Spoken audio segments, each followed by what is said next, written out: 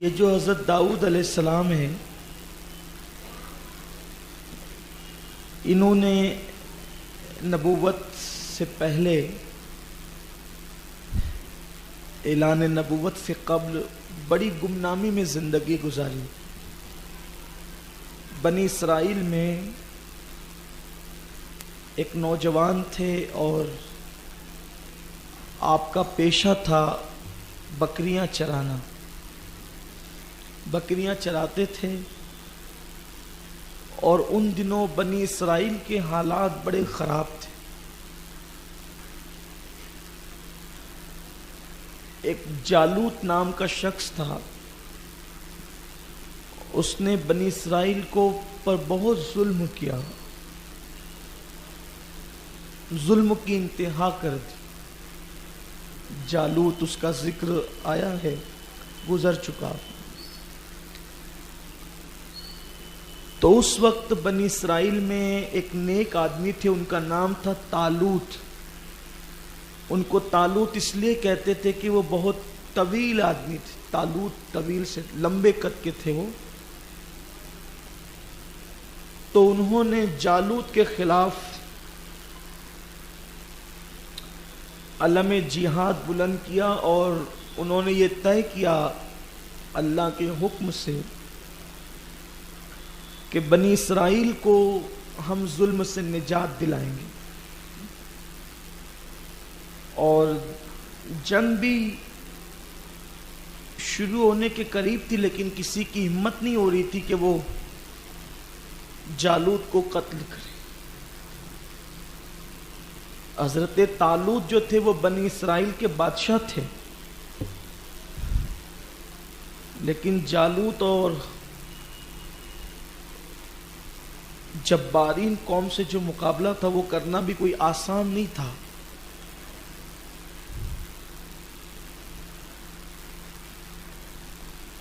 تو حضرت داؤد علیہ السلام کے 7 بھائی تھے، اور وہ سب کے سب حضرت طالوت کے ساتھ جنگ میں گئے ہوئے تھے، اور حضرت داؤد جو تھے وہ بکریاں چرا رہے تھے۔ ان کے والد نے کہا، بیٹا تیرے بھائی جو ہے 7 کے ساتھ جنگ میں گئے ہوئے ہیں، تو ایک کام کرو، آپ جا کر کے ذرا ان کی خبر لاؤ کہ کیا حالات ہیں۔ تو یہ اپنے باپ ایشا، ان کے باپ کا نام ایشا ہے، ان کے کہنے پر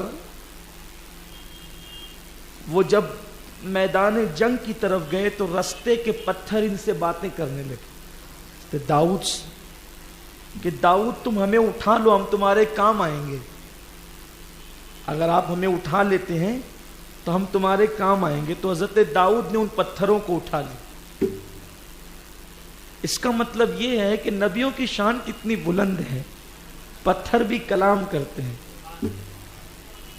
ابھی آپ نے اعلان نبوت نہیں کیا ہے، اور آپ نے وہ پتھر اٹھائے، ان کی تعداد تاریخ میں 3 آتی ہے۔ دیکھیے، جو میں سیرت بیان کر رہا ہوں انبیاء کرام کی، اس میں کسی کتاب میں آپ کو کچھ دوسرا مل سکتا ہے، تو اس کا یہ مطلب نہیں کہ وہ غلط ہے یا یہ غلط ہے، ایسا نہیں ہوتا، بلکہ مورخین اپنی اپنی تحقیق کے مطابق لکھتے ہیں۔ اس کو آپ سمجھیے،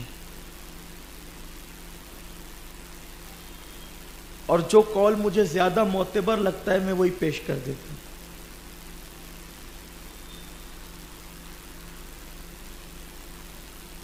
اور جتنا بیان ہو رہا ہے وہ بہت تھوڑا ہے، اور جو رہ رہا ہے وہ بہت زیادہ ہے، بلکہ دنیا میں آنے والے زندگی بھر قرآن کو بیان کرتے رہیں گے، بیان کرنے والے ختم ہو جائیں گے، عنوان قرآن کبھی ختم نہیں ہو سکتا۔ تو انہوں نے وہ 3 پتھر، 3 تعداد اس کی لکھی ہے مورخین نے، 3 پتھر آپ نے اٹھا لیے، اور آپ جب میدان میں پہنچے تو دیکھا کہ کوئی آگے نہیں بڑھ رہا تھا جالوت سے لڑنے کے لیے۔ تو جناب طالوت بار بار لوگوں میں ابھارتے تھے کہ بھئی اس کو قتل کرو تاکہ اس کی فوج کی ہمت ختم ہو جائے۔ تو حضرت داؤد پہنچے، کہا کہ اگر کوئی اس کو قتل کرے گا جالوت کو تو آپ کیا دیں گے؟ تو کہا ہم اپنی بیٹی کا نکاح اس کے ساتھ کر دیں گے اور اپنی آدھی سلطنت اس کو دے دیں. آپ نے ایک ہی پتھر اٹھا کے اس کو مارا اور وہ مر گیا. اتنا طاقتور انسان حضرت داؤد کے ایک پتھر سے مر گیا. تو آپ کے یہ روب اور یہ آپ کی ہیبت اور شان و شوکت دیکھ کر کے بنی اسرائیل بہت حیران ہوئے, بڑے دنگ ہوئے, اور آپ کے معترف ہو گئے. وہ پھر جناب طالوت نے اپنی بیٹی کا نکاح کیا آپ کے ساتھ اور اپنی آدھی بادشاہت بھی عطا کی, اور اس کے بعد پھر آپ بادشاہ بن گئے اور اللہ نے پھر آپ کو نبوت بھی عطا فرما دی. یہ ایک اشارہ تھا جو حضرت داؤد علیہ السلام کے بادشاہ بننے تک کی کیفیت ہم نے بیان کی. حضرت داؤد علیہ السلام کم و بیش حضرت موسیٰ علیہ السلام کے 600 سال کے بعد جلوگر ہوئے. 6 صدیوں کے بعد آپ کا دور ہے حضرت سیدنا داؤد علیہ السلام. آپ نے کل عمر جو ہے وہ 100 سال پائی ہے, اور ہم نے حضرت آدم علیہ السلام کے تذکرے میں ذکر کیا تھا کہ حضرت آدم علیہ السلام نے اپنی عمر کے 40 سال حضرت سیدنا داؤد علیہ السلام کو عطا فرمائے. اس طرح آپ کی عمر 100 سال ہوتی ہے. اور آپ نے بہت بڑی تعداد میں عورتوں سے نکاح کیا تھا. اس دور میں جو ہے وہ یعنی 4 کی قید نہیں تھی, تو بتایا جاتا ہے کہ تقریباً آپ کی 99 بیویاں تھیں, 99 عورتیں تھیں آپ کی حضرت داؤد علیہ السلام کی, اور 19 بیٹے تھے, اور 19 بیٹے میں سب سے چھوٹے بیٹے حضرت سلیمان علیہ السلام تھے. آپ کے 18 بیٹے اور بھی تھے, لیکن جو شانیں ملی ہے وہ حضرت سلیمان علیہ السلام کو ملی ہے. تو پہلے حضرت داؤد علیہ السلام کا مختصر ذکر کر لیتے ہیں, پھر حضرت سلیمان کی طرف آتے ہیں علیہ السلام. حضرت داؤد علیہ السلام کو جو معجزہ دیا گیا تھا وہ آپ کی آواز کا معجزہ تھا. آپ کی آواز میں بہت تاثیر تھی, بڑی خوبصورت آواز تھی آپ کی. جب آپ اللہ کی کتاب زبور کی تلاوت کرتے تو اس وقت پہاڑوں سے تسبیح کرنے کی آواز آتی ہے. یعنی آپ لوگ کوئی اچھی بات سنتے ہیں تو کیسے آپ سبحان اللہ کہتے ہیں خوش ہو کر, کبھی اللہ اکبر کہتے ہیں. تو حضرت داؤد علیہ السلام جب زبور پڑھتے تھے تو اس وقت تو پہاڑوں سے سبحان اللہ کی آواز آتی, صدائیں سبحان اللہ پہاڑ بلند کرتے تھے. اور آپ کی آواز میں اتنا حسن تھا کہ پرندے آپ سے زبور کی تلاوت سننے کے لیے آتے تھے, اور اتنے قریب ہو جاتے تھے پرندے آ کر کے کہ حضرت سیدنا داؤد علیہ السلام ان کی گردن پکڑ کر ان سے پیار کرنے لگتے تھے. بہت عبادت گزار تھے حضرت سیدنا داؤد علیہ السلام. آدھی رات عبادت کرتے, پھر تھوڑی دیر سوتے, اور رات کے آخری پہر میں پھر عبادت کرتے. اللہ تبارک و تعالیٰ نے آپ کو عبادت کا بڑا ذوق عطا کیا تھا, بڑی تسبیح اور تحلیل آپ کا انداز تھا, اور اللہ تبارک و تعالیٰ نے آپ کو ایسی سطوت, عزت اور شان و شوکت دی تھی, اور آپ کی قوم آپ سے اتنا پیار کرتی تھی, اتنی محبت کرتی تھی کہ جب آپ تھوڑی دیر جو سوتے, جس کا ذکر ہم نے کیا, تھوڑی دیر جو سوتے تو 40,000 لوگ آپ کے ارد گرد پہرے داری کیا کرتے تھے. حالانکہ آپ کو پہروں کی ضرورت نہ تھی, لیکن لوگوں کی محبت تھی. آپ کے ارد گرد لوگ منڈلاتے تھے اور وہاں پر رکے ہوتے تھے 40,000 لوگ. اور آپ کا حال یہ تھا حضرت داؤد علیہ السلام کا, چونکہ بادشاہ بننے کے بعد روزانہ رات کو ٹانٹ کا لباس پہن کر نکلتے ہیں اور لوگوں سے پوچھتے کہ بتاؤ تم داؤد کو کیسا پاتے ہو, داؤد کیسا آدمی. یاد رکھیے گا کہ جو بندہ اپنی خامیوں پہ نظر رکھتا ہے نا, وہ بندہ بہت خوبیوں والا بنتا ہے. انسان کو ہمیشہ اپنی خامی پہ نظر ہونی چاہیے, تو حضرت سیدنا داؤد علیہ السلام بھیس بدل کر لوگوں سے پوچھتے تھے کہ بتاؤ داؤد کیسا ہے، داؤد کیسا ہے، تو ہر آدمی تعریف ہی کرتا تھا۔ ایک دن اللہ نے فرشتے کو انسان کی شکل میں بھیجا، فرشتہ آیا تو انہوں نے فرشتے سے بھی پوچھ لیا کہ بتاؤ داؤد کیسا ہے، تو اس نے کہا آدمی تو بڑا اچھا ہے لیکن وہ محنت سے کماتا نہیں، محنت سے نہیں کماتا، وہ جو بادشاہوں کا بیت المال ہے وہ اسی میں سے لے لے کے کھاتا رہتا ہے، بڑی خوبی ہے اس کے اندر، لیکن اگر وہ خود سے کمانے لگے اور خود سے محنت کر کے کمائے تو پھر وہ بہت اچھا آدمی ہے، پھر اس میں خوبیاں ہی خوبیاں۔ یہ ایک چھوٹی سی بظاہر ایک چھوٹی سی خامی ہے اس میں، حالانکہ کوئی خامی نہیں ہے، لیکن فرشتے نے جو تفسیرہ کرنا تھا تو اگر یہ وہ کمی پوری کر دے تو پھر وہ کامل مرد ہے، اس کی شان ہی نرالی ہے۔ حضرت داؤد علیہ السلام پھر لوٹے اور اللہ سے دعا کی کہ اللہ مجھے کوئی ہنر سکھا دے، تو اللہ تعالیٰ نے حضرت داؤد کو زرہ بنانے کا ہنر سکھایا۔ زرہ جو جنگ کے موقع پر پہنتے ہیں، زرہ ایک لوہے کا لباس آتا ہے، اب شاید ہمارے نوجوانوں نے اس کو نہ دیکھا ہو، یا اگر آپ نے دیکھا ہوگا تو شاید بہت ممکن ہے کہ آپ کو سیریلوں میں ہمارے بچوں کو نظر آیا ہوگا۔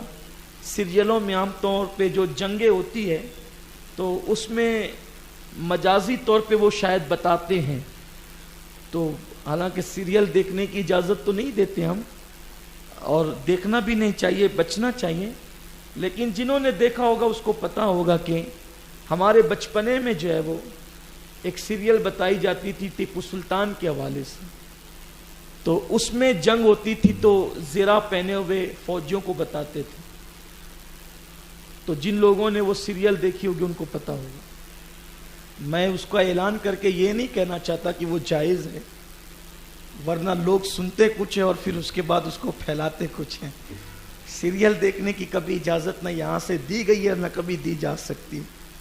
اصل میں کیا ہے کہ لوگوں میں بات سمجھنے کا، بعض لوگوں میں، سب کی بات نہیں کرتا ہوں، وہ معیار اور وہ جذبہ نہیں ہے۔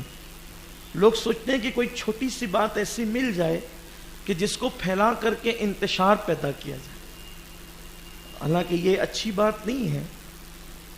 تو بات یہاں سے جو کہی جاتی ہے تو اپنا سمجھ کر اپنوں میں کہی جاتی ہے، اور حتی الامکان یہ کوشش ہوتی ہے کہ کوئی غلط بیانی نہ ہو، اللہ کی بارگاہ میں منہ دکھانا ہے۔ میں اپنی بات آگے بڑھانے سے پہلے اچھا ہوا ایک بات مجھے یاد آ گئی کہ ایسا ہی ہوا، پچھلے سال میں نے ایک مسئلہ بیان کیا کہ وہ بحر شریعت میں لکھا ہوا ایک مسئلہ ہے کہ اگر کوئی روزے کی حالت میں استنجا کرے مبالغے کے ساتھ، یعنی پانی لیتے وقت، بیت الخلاء میں پانی لیتے وقت مبالغے کے ساتھ، یعنی بہت دبا کے یا بہت زیادہ وہ پانی کا استعمال کرے، اور پانی ایسی جگہ پہنچ جائے جہاں پر عمل دیتے وقت حقنہ رکھا جاتا ہے۔ وہ عام طور پہ ڈاکٹر آپریشن کرتے ہیں نا تو وہ اینیما دیتے ہیں تو وہ کہاں رکھتے ہیں اس کا سرا، تو اگر وہاں رکھنے تک، حقنہ رکھنے کی جگہ تک پانی پہنچ جائے تو روزہ ٹوٹ جاتا ہے۔ یہ مسئلہ بحر شریعت میں ہے۔ تو میں نے یہ بات اپنے اس کی تشریح کرتے وقت میں نے کہی تھی، اس لیے احتیاط اس میں ہے اور بہتر اس میں ہے کہ جب روزے کی حالت میں استنجا کیا جائے تو سانس روک کر کے استنجا کی جائے، یہ بہتر ہے۔ اتنا ہی مسئلہ ہے، یہ بہتر ہے ایسا کیا جائے۔ تو کسی نے میرے سر ڈال دیا کہ وہ تو کہتے ہیں کہ ایسا کرنا واجب ہے ورنہ روزہ ٹوٹ جائے گا۔ میرے دوست نے مجھے کسی نے بتایا کہ آپ کے نام سے یہ بات پھیل رہی ہے کہ آپ نے ایسا کہا۔ میں نے کہا کہ کوئی پڑھا لکھا آدمی تو ایسی بات نہیں کر سکتا، میں نے کوئی واجب بھی نہیں کہا، کوئی فرض بھی نہیں کہا، اور نہ میں نے اس کا حکم دیا۔ حضور صدر الشریعہ رحمۃ اللہ علیہ نے یہ لکھا ہے کہ استنجا میں پانی لیتے وقت مبالغہ کرے گا اور حقنہ رکھنے کی جگہ پانی پہنچ جائے گا تو روزہ ٹوٹ جائے گا، انہوں نے یہ لکھا۔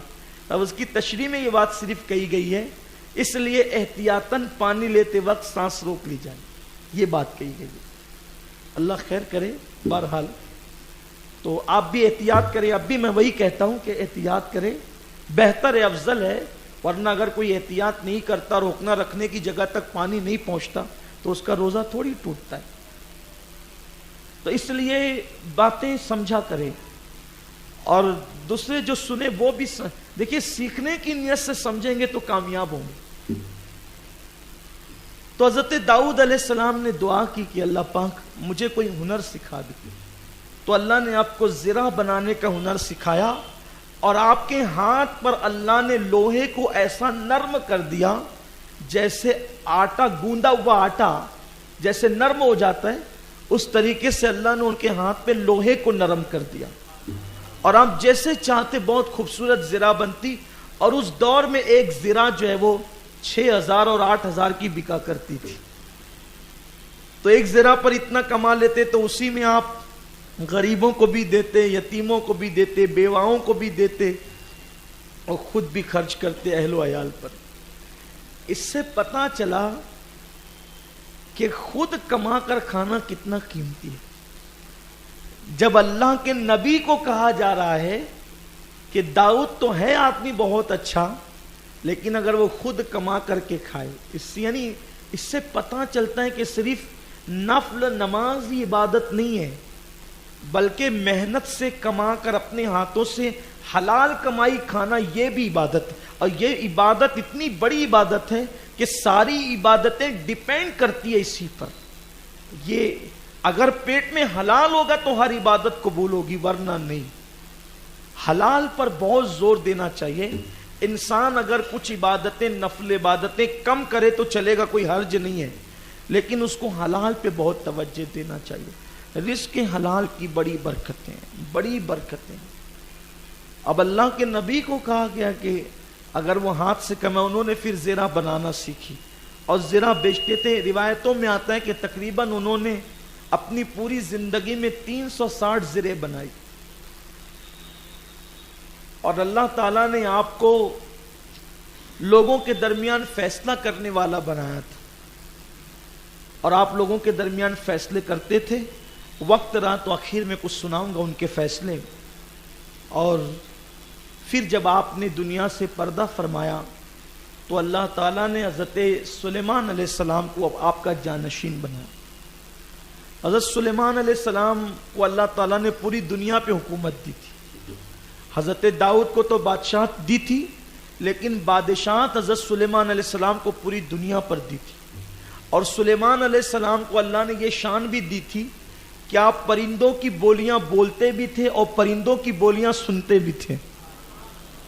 اب آپ بتائیں کہ جب سلیمان علیہ السلام پرندوں کی بولیاں بولتے ہیں اور سنتے ہیں تو جانے سلیمان ہمارے حضور کی شان کا عالم کیا ہو.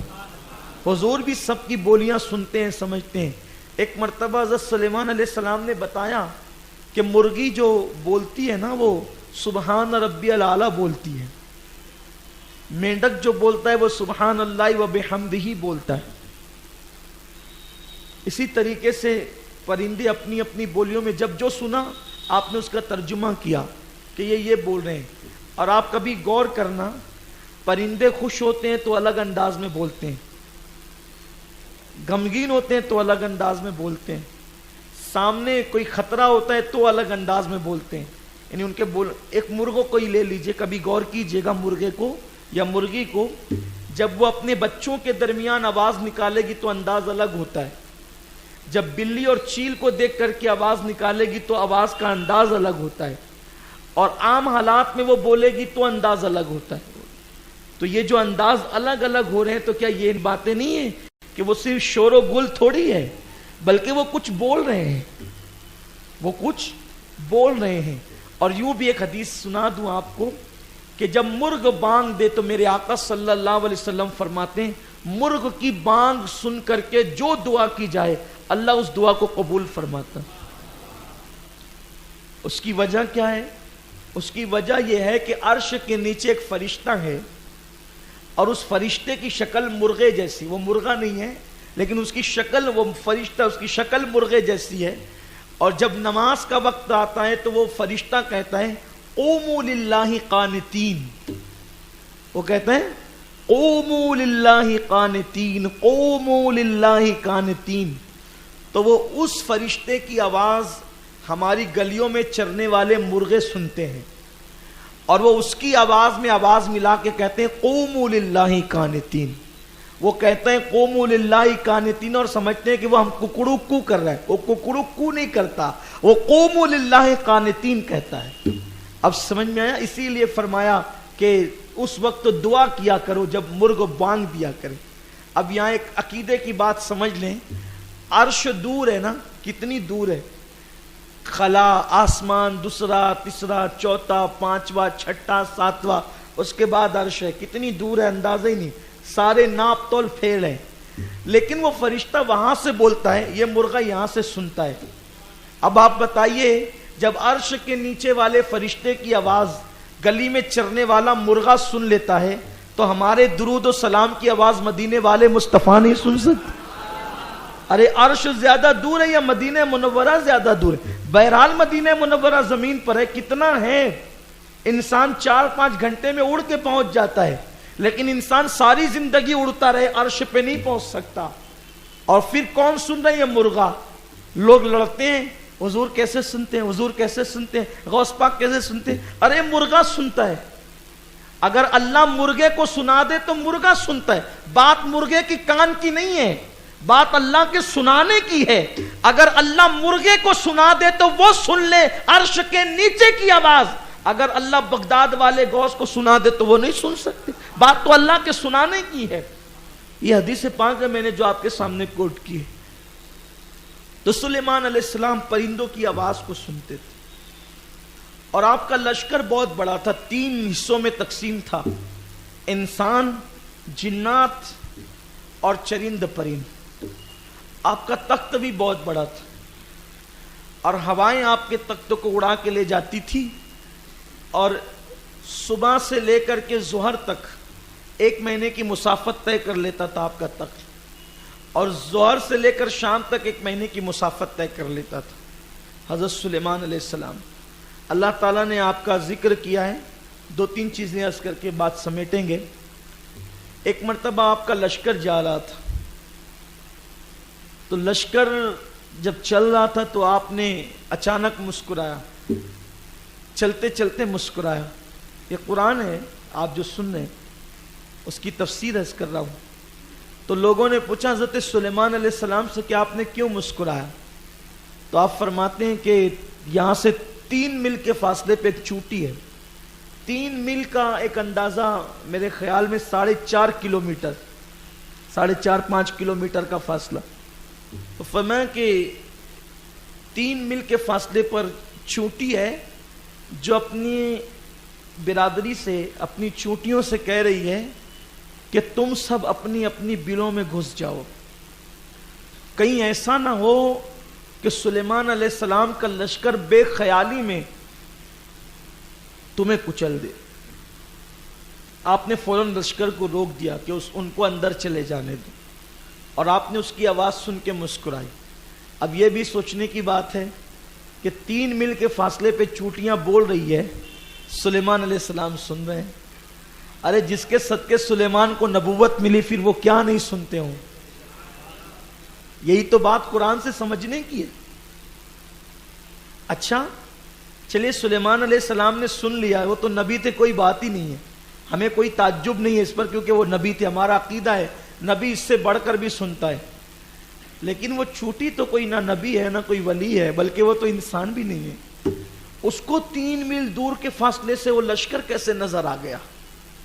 اور وہ بھی قرآن کہہ رہا ہے 3 میل 4.5-5 کلومیٹر کے فاصلے سے سلیمان علیہ السلام کا لشکر اس نے دیکھ لیا. اور وہ کہہ رہی ہے اس سے کیا, ارے ابھی تک تو لوگ یہ بھی فیصلہ نہیں کر پائے کہ چونٹی کو آنکھ بھی ہوتی ہے کہ نہیں ہوتی. کبھی اس کی آنکھ دیکھی؟ لیکن وہ دیکھ رہی ہے. اس سے پتا چلا اللہ کی قدرت ہے, اللہ چاہے تو چونٹی کو اتنی دور کی دکھا دے. جب چونٹی اتنی دور کی دیکھ لیتی ہے تو غوث پاک بھی پوری دنیا کو دیکھ لیتے ہیں, اللہ کے ولی بھی دیکھ لیتے ہیں. عقیدہ مضبوط ہونا چاہیے قرآن سن کر. یہی تو آپ سن رہے ہیں, آپ کا عقیدہ مضبوط ہونا چاہیے. تو چونٹی نے, اچھا کتنی عقل ہے اس کو, وہ کیا کہہ رہی ہے کہ سلیمان علیہ السلام کا لشکر بے خیالی میں تمہیں کچل نہ دے. یعنی وہ چوٹی کو پتا ہے کہ اللہ کا نبی اور اس کا لشکر لوگوں پہ ظلم نہیں کرتے، جان بوجھ کے نہیں کچلیں گے، بے خیالی میں کچل دیں گے، بے توجہی میں کچل دیں گے تمہیں. وہ دیکھ داکھ کر کے چوٹی پہ بھی ظلم نہیں کر سکتے. یعنی اتنا اس کو بھی پتا ہے کہ نبی کسی پہ ظلم نہیں کرتا اور نبی کے ساتھ رہنے والے ظلم نہیں کرتے. ایک اور بہت نکتے کی بات ایک مفسر نے لکھا ہے، غالباً امام رازی نے لکھا ہے، فخر الدین رازی علیہ رحمہ نے. چوٹی نے یہ کیوں کہا تھا کہ تم اپنی بلوں میں گھس جاؤ؟ چوٹی یہ بھی تو کہہ سکتی تھی ذرا دور ہٹ جاؤ، دور دور چلو، وہ لشکر جہاں سے گزرے گا اس سے اور دور ہو جاؤ. یہ کہا اپنی بلوں میں گھس جاؤ، یعنی لشکر کو دیکھنا نہیں، بلوں میں چلی جاؤ. کیوں نہیں دیکھنا؟ یعنی وہ چوٹی یہ چاہتی تھی اپنی قوم سے کہ اگر میری قوم سلیمان علیہ السلام کا لشکر دیکھے گی، اس کی شان و سطوت دیکھے گی، تو ان کی شان دیکھ کر کے یہ اللہ کی بارگاہ میں شکایت نہ کر دے کہ اللہ تو نے ان کو اتنی شان دی اور ہمیں یہ دیا. یعنی اس کی حکمت یہ تھی چوٹی کی تقریر کی کہ بھئی تم شان والوں کو مت دیکھو، اپنے سے نیچے والوں کو دیکھو، کہیں تمہارے اندر ناشکری نہ پیدا ہو جائے، تمہارے اندر شکایت کا جذبہ نہ پیدا ہو جائے. اسی لیے بزرگوں نے کہا ہے کہ جب بھی کسی کو دیکھنا ہو تو اپنے سے نیچے والے کو دیکھو. اپنے اوپر والے کو دیکھو گے تو حسد اور رشک پیدا ہوگا، نیچے والوں کو دیکھو گے تو شکر کا جذبہ پیدا ہوگا. جیسے کوئی بندہ پیدل چل رہا ہے تو وہ بائک والے کو نہ دیکھے، ورنہ سوچے مجھے تو اللہ نے بائک نہیں دی، شکایت ہو گئی نا. جو پیدل چل رہا ہے وہ لنگڑے کو دیکھے کہ اللہ نے کم سے کم مجھے پیر تو دیے. یہ بات، یہ چیز ہے. تو چوٹی نے کہا کہ تم لشکر کو مت دیکھو، اندر گھس جاؤ، کہیں شکوا نہ کر بیٹھو اس شان دیکھ کر کے. حضرت سلیمان علیہ السلام گزرے. پھر حضرت سلیمان علیہ السلام کا ایک واقعہ جو بہت عام ہے کہ آپ چونکہ پرندوں پہ بھی حکومت کرتے تھے، ہوا پہ بھی حکومت کرتے تھے، تو پرندوں میں ایک پرندہ ہے جو پرندوں کا سردار ہے. پرندوں میں ایک پرندوں کا، جیسے جانوروں میں سردار شیر ہے، ویسے پرندوں میں سردار ہیں، اس کو ہدہد کہتے ہیں. وہ بادشاہ ہے پرندوں کا. اس کے سر پہ تاج بھی، قدرت نے تاج پیدا کیا ہدہد. بہت خوبصورت ہوتا ہے، دیکھو تو پیار آتا ہے، بہت اچھا لگتا ہے. چھوٹا سا ہی ہے، بہت خوبصورت ہوتا ہے. اب جنگلوں میں تو آپ جا کے نہیں دیکھ سکتے، لیکن انٹرنیٹ کا دور ہے، اگر آپ سرچ کریں گے تو ہدہد آپ کو دکھائی دے. اس کے سر پہ تاج ہے. اس کی ڈیوٹی یہ تھی کہ وہ اپنے پروں سے سلیمان علیہ السلام کے سر پہ سایہ کرتے. حضرت سلیمان علیہ السلام نے جب پرندوں کا جائزہ لیا تو دیکھا کہ ہدہد نہیں تھا. تو آپ نے فرمایا کہ یہ ہدہد مجھے نظر نہیں آتا، یہ کہاں گیا، میری اجازت کے بغیر کہاں چلا گیا. اور آپ نے فرمایا کہ اب وہ میری اجازت کے بغیر گیا ہے تو میں اس کو یا ذبح کر دوں گا یا اس کو سخت سزا دوں. ہاں مگر اگر وہ کوئی اچھی خبر لے کر آئے تب تو ٹھیک. تو ہدہد کو پتا تھا کہ میں اجازت کے بغیر گیا ہوں تو میری خیریت نہیں ہے. تو تفسیر میں آتا ہے کہ جب ہدہد آیا ہے بارگاہ سلیمانی میں تو اس نے اپنے پروں کو زمین سے پھیلا دی، یعنی عاجزی کے طور پہ دم ڈھیلی کر دی اور زمین سے پروں کو گھسیٹتے ہوئے بارگاہ سلیمانی میں آئے. حضرت سلیمان علیہ السلام اس کی یہ عاجزی دیکھ کر کے خوش ہو گئے. اور دوسری وجہ یہ تھی اس کو معاف کرنے کی کہ وہ جو ہدہد تھا وہ اپنے ماں باپ کا بڑا فرما بردار تھا. وہ اس وقت تک وہ ہدہد کھاتا نہیں تھا جب تک کہ وہ اپنی بوڑھی ماں کو اور اپنے باپ کو کھلا نہ لے. یعنی اس کے ماں باپ بھی اس وقت تک زندہ تھے. تو ماں باپ کے ساتھ اس نے سلوک کی وجہ سے سلیمان علیہ السلام نے اس کو نظر انداز کیا. اور تیسری بات یہ ہے کہ وہ ایک خاص خبر لایا تھا. خاص خبر یہ لایا تھا کہ وہ اڑتے اڑتے ملک شام سے یمن چلا گیا تھا. اور جب وہ یمن گیا تو اس نے دیکھا کہ یمن میں ایک عورت حکومت کرتی ہے اور اس کے زیر نگی جو ہے اس کی نگرانی میں بڑے بڑے سردار کام کرتے ہیں. اس کو ملکہ سبا کہتے ہیں. یمن میں ایک شہر ہے صنعا جو کیپٹل ہے یمن کا، اس سے کچھ دور کے فاصلے پر 8-10 کلومیٹر کی دوری پر یہ ملکہ سبا کا شہر تھا یمن کے اندر. اور یہ عورت تھی بڑی چالاک، بہت ہوشیار تھی، جس کا نام بلقیس تھا. بہت ہوشیار اور دانشمند عورت تھی یہ، اسی لیے حکومت کرتی تھی پورے ملک پر اور بہت اچھے سے کرتی تھی. لیکن اس ملک والوں کا جو مذہب تھا وہ سورج کی عبادت، وہ سورج کو پوجتے تھے اور آگ کو پوجتے تھے. تو ہدہد نے دیکھا کہ وہ آگ کو اور سورج کو پوج رہے ہیں، تو ہدہد کو یہ دیکھ کر اچھا نہیں لگا کہ یہ کیا کر رہے ہیں. میں یہاں حیران رہتا ہوں تفسیر پڑھ کر کہ نبی کی صحبت میں رہنے والا پرندہ بھی ایمان اور شرک میں فرق کرتا ہے. توجہ کریں آپ، اس کو شرک دیکھ کے ہدہد کو اچھا نہیں لگا، کیونکہ نبی کی صحبت میں رہتا تھا نا. تو نبی کی صحبت میں رہ کر اس کو توحید اور رسالت کا اتنا علم ہو گیا تھا کہ دوسروں کو شرک کرتے دیکھ کر اس کو نفرت ہو رہی تھی کہ ایک تو غلط ہو رہا ہے، صحیح نہیں ہو رہا ہے. اب آپ بتائیں، جس کو نبی کی خیرات مل جائے، پرندہ بھی شرک اور ایمان میں فرق کر لے. جو لوگ امت محمدیہ پہ شرک کے فتوے دیتے ہیں ان کو شعور آنا چاہیے. ایمان اور شرک لوگ اچھی طرح جانتے ہیں، لوگوں کو پتا ہے، اچھی طرح معلوم ہے. قوم کو مشرک نہ بناؤ، یہ قوم مشرک نہیں ہے، یہ کلمہ پڑھتے ہیں، لا الہ الا اللہ محمد رسول اللہ پڑھتے ہیں. تو وہ آ کر کے کہتا ہے کہ سلیمان علیہ السلام میں ایسی خبر لایا ہوں، اس سے پہلے یہ خبر آپ کو کسی نے نہیں دی ہوگی. خبر یہ ہے کہ ایک عورت ہے جو پورے ملک پہ حکومت کرتی، کیونکہ اسلام میں تو عورتوں کی حکومت نہیں ہے نا. فرمایا گیا جو عورت کو حاکم مان لے پھر وہ قیامت کا انتظار کرے. عورتوں کو پیار دیا گیا ہے، عورتوں کو ایک ذمہ داری دی گئی ہے، عورتوں کو حکومت کرنے کا حق نہیں.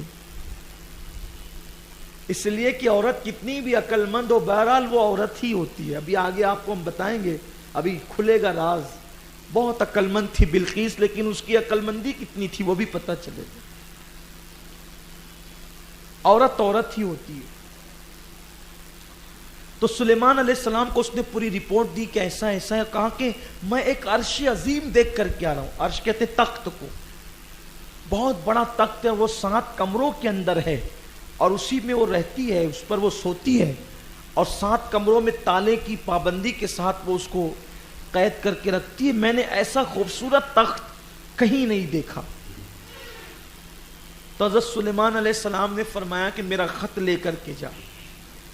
اور آپ نے بسم اللہ الرحمن الرحیم سے خط کی شروعات کی اور وہ خط بھیجا اور فرمایا کہ تم لوگ شرک سے توبہ کرو اور میری اطاعت قبول کرو، اور اگر تم شرک سے توبہ نہیں کرتے تو پھر میرے ساتھ جنگ کرنے کے لیے تیار ہو جاؤ. تو یہ اپنے منہ میں ہدہد خط لے کر کے گیا. اس وقت ملکہ سبا جناب بلقیس سو رہی تھی، اور جب وہ سوتی تھی تو 7 کمروں کے اندر. تو یہ ہدہد جو ہے وہ روشن دان سے گھس گیا اندر، اور گھسا تو اس کی آنکھ کھل گئی تو اس کے سینے پر اس نے وہ خط ڈالا ہدہد نے. اور جب خط ڈالا تو اس نے جیسی خط کو کھول کے پڑھا تو بلقیس نے کہا کہ بہت عظیم انسان کا میرے پاس خط آیا ہے. دیکھو کتنی دانشمند تھی وہ، خط پڑھ کر ہی وہ سمجھ گئی کہ خط لکھنے والا کوئی معمولی انسان نہیں ہے، وہ بہت بڑا انسان ہے. لیکن اب اس کی بھی ہوشیاری دیکھیے. تو اس نے اپنے حکمرانوں کو جمع کیا، سرداروں کو جمع کر کے کہا کہ یہ خط آیا ہے، اور اس نے کہا کہ میرا مذہب قبول کرو. جس نے خط بھیجا سلیمان نے، اور وہ کہتا ہے کہ میں اللہ کا نبی ہوں اور ہمارا دین قبول کرو، اگر ایسا نہیں کرتے تو ہم جنگ کریں گے آپ سے. تو اس نے کہا کہ تم مجھے مشورہ دو میں کیا کروں. تو اس نے کہا کہ انہوں نے کہا تو جو کہے گی ہم وہ کرنے کے لیے تیار ہیں. اگر تو لڑنا چاہے تو لڑیں گے، صلح کرنا چاہے تو صلح کریں گے. تو اس نے کہا کہ لڑتے نہیں ہیں، صلح کر لیتے. لیکن صلح کرنے سے پہلے اس شخص کا امتحان لیتے ہیں جس کا نام سلیمان ہے، کیونکہ اگر وہ نیرا بادشاہ ہوگا تو ہم پہلے اس کو خوب تحفے تحائف بھیجتے ہیں، تو وہ دنیاوی مال و منال پہ خوش ہو جائے گا، اور اگر وہ نبی ہوگا تو وہ واپس کر دے گا، کیونکہ پھر اس کو دنیا نہیں چاہیے، اس کو دین ہی چاہیے، اس کو ایمان لانا ہی پسند ہوگا، وہ کبھی پٹے گا نہیں ان معاملات پر جو دنیا کے تحفے تحائف ہے۔ اور اگر وہ تحفے قبول کر کے دنیاوی مال کی لالچ میں آ جاتا ہے پھر ہم اس سے جیت جائیں گے، اور اگر وہ قبول نہیں کرتا ہے، وہ سچا نبی ہے، پھر ہم اس سے لڑیں گے نہیں، کیونکہ ہم ہار جائیں گے۔ دیکھو عورت ہے، کافرہ ہے، پھر بھی اس کو اتنی سمجھ ہے کہ نبی سے لڑیں گے تو ہار جائیں گے، نبی سے کبھی کوئی جیت نہیں سکتا۔ تو اس نے امتحان کے لیے مشک و ریشم، سونا، جواہرات، کنیزیں، غلام بہت بڑی تعداد میں بھیجا کہ آپ ہم پہ چڑھائی نہیں کریں، یہ تحفہ قبول کریں۔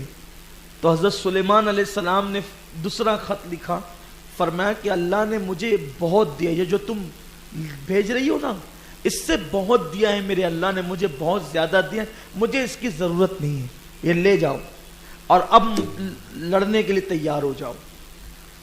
تو جب وہ واپس کر دیا تو اسی وقت فوراً بلقیس بارگاہ سلیمانی میں آنے کے لیے تیار ہو گئی، اور جب وہ نکلی تو بڑی شان سے نکلی، بہت شان و شوکت کے ساتھ وہ نکلی ہے، اور ابھی بارگاہ سلیمانی میں پہنچنے کے لیے ایک ہی منزل باقی تھی کہ حضرت سلیمان علیہ السلام کو خیال آیا کہ اس کے آنے سے پہلے اگر اس کا تخت میں منگوا لوں اور اس میں کچھ رد و بدل کر دوں تو ذرا پہچان ہوگی، جانچ ہوگی کہ اس کو کتنا شعور ہے اور یہ کتنی عقل مند ہے، اور ایک تو یہ مرعوب بھی ہو جائے گی کہ اللہ کے نبی کی طاقت کے آگے وہ جو ہے وہ جھک بھی جائے گی۔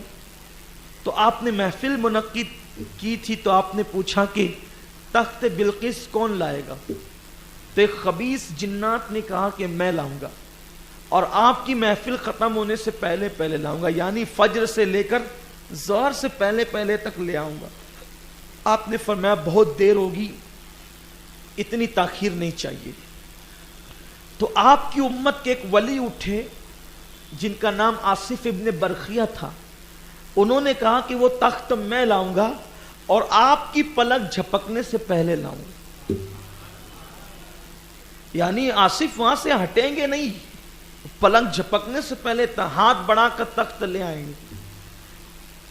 اس سے پتا چلا کہ اللہ والوں کی ولیوں کی طاقت کتنی ہوتی ہے۔ بعض حضرات یہ کہتے ہیں یار آپ لوگ کہتے ہیں ولیوں کی کو مدد کے لیے پکارتے ہیں، وہ کہاں رہتے ہیں، تم کہاں رہتے ہو، کیا ان کو گلی کوچا گھر کا ایڈریس پتا ہے؟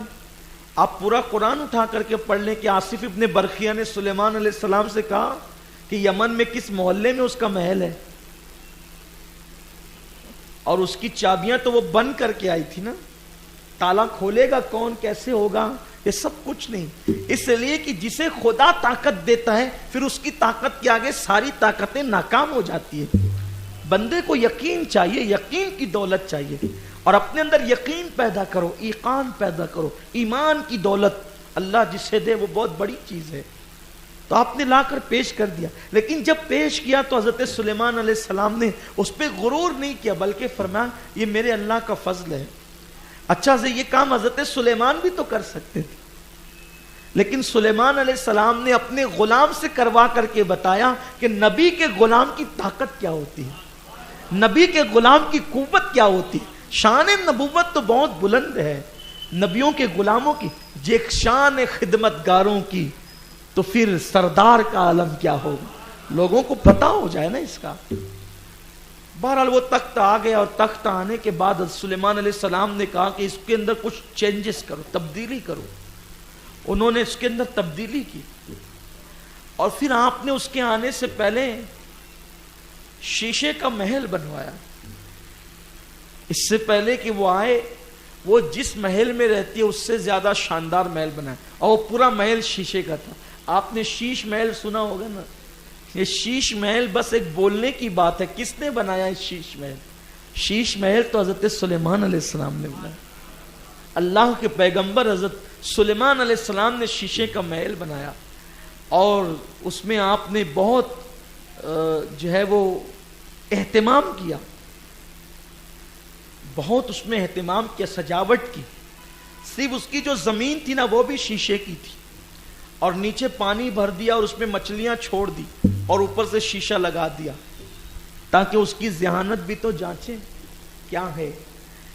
اس سے پتا چلا جو لوگ کہتے ہیں نا کہ اسلام سادگی کا مذہب ہے، ذرا سادے رہا کرو. تو حضرت سلیمان علیہ السلام کو نہیں معلوم تھا اسلام سادگی کا مذہب ہے. حضرت سلیمان بھی تو اسلامی کے پیغمبر ہیں، لیکن حضرت سلیمان علیہ السلام یہ بتانا چاہتے ہیں آنے والا مہمان جس شان کا ہو اور تمہارے اندر جتنی طاقت ہے پھر اس کا اہتمام بھی اسی شان کا ہونا چاہیے، تاکہ اپنے مذہب سے آپ لوگوں کو مطمئن کر سکو، اپنے مذہب سے لوگوں کو مطمئن کر سکو. اور میں تو ہندوستان میں مسلمانوں کو بارہا یہی مشورہ دیتا ہوں، اگر اللہ نے نوازا ہے تو شان سے رہو، کیونکہ ہم کئی مذہب والوں کے درمیان رہتے ہیں. ایسا نہ ہو کہ وہ قیمتی کپڑے پہن کر آئے اور تمہارے بدن پہ مارکی نہیں ہو، وہ تمہیں حقیر سمجھیں گے. وہ قیمتی سواریوں پہ گھوم رہے ہو اور تم وہی سائیکل لے کے پھر رہے ہو. اگر اللہ نے تمہیں بائک چلانے کی شان دی ہے، اتنی دولت دی ہے، تو آپ خوبصورت بائک لیں. اس نیت سے نہیں کہ آپ اترائیں گے، تکبر کریں گے، نہیں، اس نیت سے کہ آپ اسلام کی شان ظاہر کریں گے. حضرت سلیمان علیہ السلام یہ جو اہتمام کر رہے، کیوں؟ اس لیے کہ آنے والی جس چیز پہ ناز کرتی ہے، یہاں آنے کے بعد اس کے سارے ناز ختم ہو جائیں کہ میرے پاس میں جس پہ ناز ہوں اس سے زیادہ سلیمان کے پاس ہے. لیکن یہ ناز نہیں کرتا، بلکہ یہ ناز تو خدا کی قوت پہ کرتا ہے. یہ چیز ہے. اور پچھلے سالوں میں یہ بات کہہ چکا ہوں کہ اللہ کے حبیب صلی اللہ علیہ وآلہ وسلم جب مدینہ منورہ میں سرداروں سے ملنے کے لیے بیٹھتے تھے تو بہت قیمتی جبے پہن کر بیٹھتے تھے. یعنی وہ جس شان سے ہے اس سے زیادہ شان سے محبوب خدا بیٹھا ہوا ہے. وہ جو تحفے لے کر آتے تھے حضور اس سے بڑھ کر تحفے پیش کرتے تھے. یہ اسلام ہے. فکر سادگی جو ہے وہ دل کی کیفیت کا نام ہے. کپڑوں میں سادگی نہیں ہے، ٹوپیوں میں سادگی نہیں ہے، سواریوں میں سادگی نہیں. سادگی دل کی کیفیت کو، دل میں تکبر نہ آئے کہ میں مال والا ہو گیا، میں کپڑے والا ہو گیا، میں لباس والا ہو گیا. نہیں، یہ سوچو کہ میں کچھ نہیں، وہ سب دینے والا وہی ہے، سب اس کی عطا ہے. سب وہ نہ دیتا تو پھر میں کیا ہوتا. یہ اس کا نام سادگی ہے. بہت شاندار آپ نے استقبال کیا اس کا. اور وہ جب آئی تو وہ رک گئی. حضرت سلیمان علیہ السلام کی شان دیکھ کر، وہ جو شاہانہ ٹھاٹ باٹ تھا آپ کا، ٹھاٹ باٹ سے مراد دنیا داروں جیسا نہیں، وہ جو آپ کی پیغمبرانہ آپ کی شان و شوکت تھی، شاہانہ، کیونکہ نبی بھی تھے، پیغمبر بھی تھے اور بادشاہ بھی تھے. تو وہ جو کیفیت تھی آپ کی وہ دیکھ کر وہ مرعوب ہوئی. تو حضرت سلیمان علیہ السلام نے کہا کہ تمہیں اپنے تخت پہ بڑا ناز ہے، یہ میرے پاس جو تخت ہے یہ کیسا ہے. حالانکہ اس میں تبدیلی ہو گئی تھی اور وہ خود بند کر کے لاک کر کے آئی تھی. اتنی ذہین تھی کہ اس نے کہا شاید یہ وہی ہے. دیکھ کر کہا، حالانکہ وہ آ نہیں سکتا تھا، کوئی لا نہیں سکتا تھا، لیکن کتنی ذہین تھی وہ. اس کو عقل و شعور خدا نے کتنا دیا. کچھ ایسی عورتیں ہوتی ہے جس کو اللہ اتنی صلاحیت دیتا ہے، اتنی ذہانت دیتا ہے. اس نے کہا شاید یہ وہی ہے، وہ میرا ہی ہے. یہ تبدیلی کے بعد بھی اس نے کہا اچھا تبدیلی ہوئی تھی اسی لیے کہا شاید، اور تھا تو اسی کا.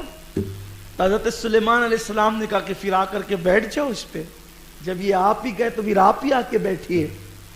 لیکن تھی تو عورت نا، بڑی عقل تھی، بڑا شعور تھا. جیسے ہی قدم بڑھایا نیچے مچھلیاں اور پانی دیکھ کر سمجھی کہ یہ پانی ہے اور یہ دریا ہے، تو فوراً اپنے کپڑے سمیٹ لیے. تو سلیمان علیہ السلام نے مسکرا کے کہا یہ دریا نہیں ہے، یہ کانچ ہے. یعنی ادھر ذہانت کا اظہار ہوتا ہے اور ادھر نسوانیت کا اظہار ہوتا ہے. یعنی عورت کتنی بھی دانشمند ہو جائے، بہرحال اس کی نسوانیت ایک نہ ایک دن رنگ لاتی ہے. نسوانیت اس کی بہرحال وہ بتاتی ہے. ذہانت تو خوب تھی لیکن نسوانیت کب ختم ہو سکتی تھی؟ وہ تو پیدا بھی نسواں تو مرے گی بھی تو نسواں نا. عورت پیدا ہوئی عورت مرے گی. اگر عورتیں سن رہی ہے تو میرا ان کو پیغام ہے, اللہ نے اگر تمہیں عقل دیا ہے لیکن تمہیں عورت بھی بنایا ہے. اللہ نے ہوشیاری دی ہے تو بہت ہوشیار مت سمجھا کرو. بعض گھروں میں عورتیں اپنے آگے کسی کی چلنے ہی نہیں دیتی, وہ یہ سمجھتی ہے کہ سب سے زیادہ مجھے کو سمجھتا ہے. ایسا نہیں ہے. ارے سب سے زیادہ اگر کسی کو سمجھتا ہے وہ نبی کی بیوی ہے, لیکن پھر بھی وہاں نسوانیت کا ایک رنگ تو ہے نا. اب آپ نے اپنے پیچے اٹھا دی اور جو نیچے آپ لباس پہن رکھا تھا پیروں میں تو اس کو آپ نے اٹھایا. آپ نے حضرت سلیمان نے مسکرا کے کہا کہ یہ دریا نہیں ہے بلکہ یہ بلور ہے, کانچ ہے, یہ شیشہ ہے. تو پھر تھوڑا شرما سی گئی لیکن پھر آ کر کے بیٹھی اور حضرت سلیمان علیہ السلام پر ایمان لے آئی, قبول کر لیا انہوں نے اسلام کو. حضرت سلیمان علیہ السلام کا وہ شاہانہ روب دیکھ کر اور وہ نبوت کی رانائیاں دیکھ کر, اس کا حسن دیکھ کر اسلام قبول کیا. اور اسلام قبول کیا تو پھر اللہ تبارک و تعالی نے اس بلقیس کو یہ شرف عطا کیا کہ وہ حضرت سلیمان علیہ السلام کی بیوی بن گئی. حضرت سلیمان علیہ السلام کے نکاح میں آ گئی. اس طرح سے اس کی پوری سلطنت یوں بھی حضرت سلیمان علیہ السلام کا حصہ تھی اور وہ آپ کے نکاح میں آ گئی. اللہ نے بلقیس کے ذریعے سے سلام اللہ علیہا اب وہ لائق تعظیم ہے, بڑی تعظیم کے قابل ہے کیونکہ نبی کی بیوی بنی. ہر کسی کو نبی کی بیوی بننے کا شرف حاصل نہیں ہوتا. حضرت بلقیس سلام اللہ علیہا پھر وہ اولاد بھی ہوئی حضرت سلیمان علیہ السلام کو ان سے. پھر سلیمان علیہ السلام نے بیت المقدس کو از سر نو تعمیر کرنے کا فیصلہ کیا. بیت المقدس کو از سر نو. بیت المقدس جو ہے وہ پہلی مرتبہ جب فرشتوں نے کعبہ بنایا تھا تو اس کے ٹھیک 40 سال کے بعد بیت المقدس بھی فرشتوں نے بنایا تھا. ایک روایت یہ بھی ہے کعبہ اور بیت المقدس کے درمیان 40 سال کا فاصلہ ہے. پھر اس کے بعد وہ ٹوٹتا رہا, بنتا رہا, جیسے کعبے کا حال ہوا. تو سلیمان علیہ السلام نے اس کو تعمیر کرنا چاہا تو سلیمان علیہ السلام کے ہاتھ پر اللہ نے دیو کو, جنات کو مسخر کر دیا تھا. تو حضرت سلیمان علیہ السلام جو دیو ہوتے تھے, جنات کی ایک شکل ہے دیو. دیو کا مطلب شیطان کے بھی ہوتے, شیاطین بھی مسخر تھے. تو جو خبیث جنات ہوتے ہیں آپ ان کو کہتے ہیں کہ دریا میں گوتے لگاؤ اور اس سے موتی نکال کے لاؤ. اور وہ موتی نکال کے لاتے اور آپ جناتوں کو حکم دیتے کہ وہ بیت المقدس کو تعمیر کریں. اب بیت المقدس جب تعمیر ہوتا رہا اس کا تھوڑا سا کام بچ گیا, اور تھوڑا سا کام بچ گیا اور حضرت سلیمان علیہ السلام کا وقت وصال قریب آ گیا. تو سلیمان علیہ السلام اپنی لاٹھی کو, اپنے عصا کو ٹیک لگا کر کھڑے رہے اور جناتوں سے کام کرواتے رہے. اب سلیمان علیہ السلام کی اسی حالت میں روح نکل گئی, روح نکال لی گئی اور آپ یوں ہی ٹیک لگا کر کے کھڑے رہے. آپ سوچئے کوئی عصا کو ٹیک لگا کر کے اگر ہلکا سا سو جائے نا تو عصا بھی گرے گا اور وہ خود بھی گرے گا. یہ شان نبوت ہے کہ عصا کو ٹیک لگا کے روح نکل گئی لیکن آپ برابر کھڑے رہے اور 1 سال تک اسی شان سے کھڑے رہے. رات کو بھی پھر جنات کام کرتے, جب حضرت سلیمان جاتے ہی نہیں تو یہ رات و دن کام کرتے, رات دن کام پہ لگے رہے اور ٹھیک 1 سال میں جتنا کام بچا تھا سب مکمل ہو گیا. اب جب وہ کام مکمل ہو گیا تو اللہ نے دیمک کو حکم دیا کہ وہ حضرت سلیمان علیہ السلام کی عصا کو چاٹ لے. تو اندر سے دیمک کھاتے گئے حتیٰ کہ وہ پورا عصا چاٹ گیا, کھوکھلا ہو گیا. تو وہ عصا ٹوٹا, حضرت سلیمان علیہ السلام نیچے آئے. اب آپ مجھے بتائیں 3 دن میں انسان کے اندر بدبو پیدا ہوتی ہے, بلکہ 3 دن تو میں بہت محتاط بول رہا ہوں, بعض میتیں تو ایسی ہوتی ہے کہ نہلانے سے پہلے ہی بدبو مارنے لگتی. اللہ تعالیٰ سب کی حفاظت فرمائے. لیکن یہ شان نبوت ہے. 1 سال بارش ہوئی، دھوپ، سردی، گرمی، برسات سب، لیکن چہرے کا رنگ بھی نہیں بدلا. یہ قدرت کہہ رہی، قدرت قرآن کی آیت ہے. لوگ کہتے ہیں نبی مر کر مٹی میں مل گئے. سوچئے تو صحیح، مر کر مٹی میں مل گئے، کیا کہتے ہیں لوگ؟ شعور کیا ہے لوگوں کو؟ قرآن کہہ رہا ہے کہ سلیمان عصا کا ٹیک لگا کر بعد وصال روح نکلنے کے بعد بھی 1 سال تک کھڑے رہے، چہرے کا رنگ بھی نہیں بدلا، کچھ نہیں ہوا. اچھا دیمک لکڑی کو چاٹ رہی ہے، لیکن حضرت سلیمان کی طرف آنے کی کسی کی ہمت نہیں ہے. یعنی خدا نے مخلوق کو یہ بتا دیا ہے کہ شان نبوت کیا ہوتی ہے، نبوی شان کیا ہوتی ہے. اور آپ تشریف لائے، پھر جنات کو پتا چلا، رے ہم تو سلیمان علیہ السلام کے بارے میں سوچ رہے تھے کہ یہ تو رات دن کھڑے ہوئے ہیں. اس سے یہ بات بھی واضح ہو گئی کہ جنات کو علم غیب نہیں. وہ بڑے ڈینگے مارتے تھے کہ ہمیں علم غیب ہے، اور ہم لوگوں کو جو آ کر کے باتیں بتاتے ہیں وہ غیب کی خبریں دیتے ہیں. تو اگر ان کو علم غیب ہوتا تو قرآن کہتا کہ وہ سلیمان علیہ السلام کے وصال کی خبر ان کو کیوں نہیں ہوئی. اس سے یہاں ہمیں بھی اپنے عقیدے کی اصلاح کرنی چاہیے کہ اگر کسی کو جنات کی حاضری آتی، توجہ کریں آپ، اگر کسی کو، بھئی ولی کی حاضری تو کسی کو نہیں آ سکتی، لیکن پری ہے، جنات ہے، اس کی حاضری آ سکتی. تو کسی کو اگر جنات کی حاضری آتی ہے اور وہ غیب کی خبر دے، اس کو ماننا نہیں چاہیے. اگر آپ اس کو مانیں گے یہ سوچ کر، کیونکہ قرآن تو کہتا ہے کہ ان کو غیب کی خبر نہیں ہے، اگر آپ اس کو یہ سوچ کے کہ اس کو غیب کی خبر ہے، غیب کا علم ہے، یہ سوچ کر مانیں گے تو کفر ہوگا. تجدید ایمان اور جو ہے وہ تجدید نکاح، اگر بیوی رکھتا ہے تو تجدید نکاح لازم آئے گا. اس بلا میں بہت لوگ مبتلا ہیں. چلو وہ فلاں کو جنات کی حاضری آتی ہے، اس سے چل کر کے پوچھ لیتے ہیں کہ میرا دھندا کیوں بند ہے. جیسے تم ہو ویسے وہ ہے، اس کو کیا خبر؟ قرآن کہہ رہا ہے. قرآن کو نہ مانو گے تو کس کو مانو گے؟ ہاں یہ ایک الگ بات ہے، ایک میٹر الگ ہے. جنات کہیں خود جا کر دیکھ کر خبر آ کر کے بتائے، یہ الگ عنوان ہے. جیسا کہ عفریت نے کہا تھا کہ میں آپ کی محفل ختم ہونے سے پہلے لاؤں گا. مطلب کیا کہ وہاں جائے گا اور لائے گا نا. تو اگر اب وہ وہاں جا کر کے دیکھ کر کے خبر لاتا ہے تو یہ غیب کی خبر نہیں ہوگی، کیونکہ وہ تو دیکھ کر آیا، مشاہدہ ہے نا یہ. اس لیے اس کے اندر تفصیل ہے، اس پہ غور کرنا چاہیے. اور یہی ہمارے علماء کا فتویٰ بھی ہے کہ اگر کوئی جنات کو غیب داں مانتا ہے کہ وہ غیب کی خبریں بتاتے ہیں تو یہ قرآن مقدس کی نص کے خلاف ہے. اور اس میں مزید تفصیلات انشاءاللہ پھر کبھی آپ کے سامنے پیش کی جائے گی. اللہ تعالی ہم سب کو حضرت سیدنا سلیمان علیہ السلام اور حضرت داؤد علیہ السلام کے فیوز و برکات سے مالا مال فرمائیں. 2-3 منٹ کے لیے ٹیچروں کو ریٹائرڈ ہونے کے بعد جو پینشن ملتی ہے اسے لینا جائز ہے؟ ہاں بالکل جائز ہے.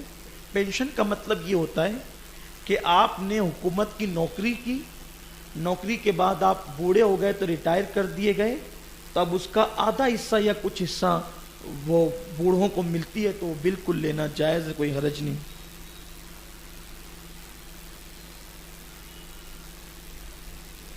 یہ دوسرا سوال دیا ہوا ہے لیکن وہ اختلافی ہے، میں اس کو نہ پڑھتا ہوں نہ اس کا جواب دیتا ہوں. جس کو ملنا ہے وہ مجھ سے ڈائریکٹ مل کر کے اس کو پوچھ لیں. تیسرا سوال ہے کہ کفن کا رنگ سفید ہونا ضروری ہے یا نہیں. تو سنت تو یہی ہے کہ کفن کا رنگ سفید ہو، یہی سنت ہے، یہی حضور صلی اللہ علیہ وآلہ وسلم کی تعلیم ہے کہ اپنے مردوں کو سفید رنگ کے کفن دو، اور یہی اسی پر امت کا عمل بھی ہے. لیکن اگر کہیں ایسا ہو کہ سفید رنگ میسر نہ آتا ہو، جیسے اللہ نہ کرے کبھی فساد ہو جائے اور کسی کا انتقال ہو جائے، اب نکل ہی نہیں سکتے گھر کے باہر، اور گھر سے لے کر قبرستان تک چند لوگوں کو جانے کی اجازت ہے، وہ بھی رکشہ میں یا ایمبولینس وغیرہ میں، اور کئی نہیں جا سکتے، تو اب سفید کپڑا میسر نہیں ہے، سفید کفن نہیں ملتا، تو ایسی صورت میں جس کلر کا ملے اس کلر کا کفن دیا جا سکتا ہے، لیکن سنت یہی ہے کہ سفید دیا جائے۔ اگر سفید نہ ملے، عذر ہے، تو جو کلر چاہیں دے سکتے ہیں۔ ویسے حضرت صابر پاک رضی اللہ تعالیٰ عنہ کی زندگی میں جو کتابیں جو ان کی حیات میں لکھی ہوئی ہے، تو اس کتاب کے اندر میں نے یہ پڑھا ہے، اب کہاں تک سچ ہے یہ تو مصنف جانے اور اللہ جانے، لیکن اس میں یہ بات لکھی ہوئی ہے کہ صابر پاک نے وصیت فرمائی تھی کہ زندگی میں میں جو گیرو رنگ کا کلر استعمال کرتا تھا، جو صابری کلر ہم جس کو کہتے ہیں، جو کلر میں استعمال کرتا تھا، میرا کفن بھی اسی کلر کا ہونا چاہیے، آپ نے یہ وصیت فرمائی تھی۔ تو اس کتاب کے مصنف کے کہنے کے مطابق حضرت صابر پاک کو اسی رنگ کا کفن دیا گیا، لیکن امت کا اتفاق اسی پر ہے اکثریت کہ سفید کپڑوں میں کفن دیا جائے۔ واللہ عالم ورسولہ عالم۔ الفاتحہ الی حضرت النبی الکریم علیہ افضل الصلاۃ و اکمل التسلیم۔